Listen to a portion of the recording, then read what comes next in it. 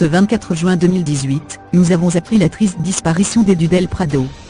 L'acteur et chanteur espagnol de 40 ans, a été retrouvé mort ce samedi à Valence.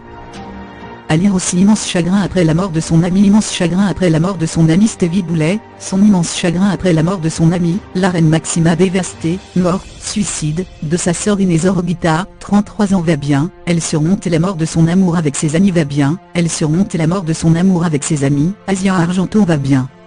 Elle surmonte la mort de son amour avec ses amis.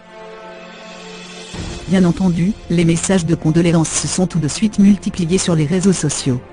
Après les publications des stars d'un, d'autres, série culte dans laquelle Edu del Prado avait participé, Béatrice Luengo, Monica Cruz et Miguel Ángel Muñoz, mais aussi celle de Raquel del Rosario, la belle-sœur de l'artiste, c'est le mari d'Edu del Prado, Misael del Rosario, qui a finalement pris la parole malgré son chagrin ce lundi.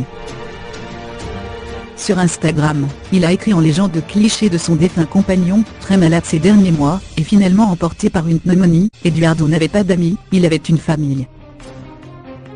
Il n'y a pas d'absence, il y a une présence.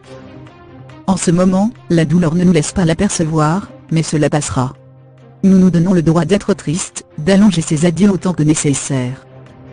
Nous ne sommes pas pressés. Dans ces dernières 7 semaines de silence auprès de mon mari, j'ai découvert qu'il n'était pas nécessaire de parler avec lui pour communiquer.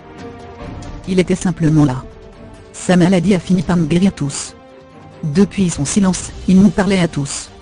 Si on ne pouvait plus l'écouter, aujourd'hui nous avons le temps. On t'aime, tu es ma vie. Pour toujours.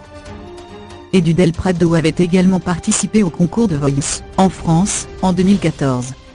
À l'époque, le chanteur avait atteint le stade des battles.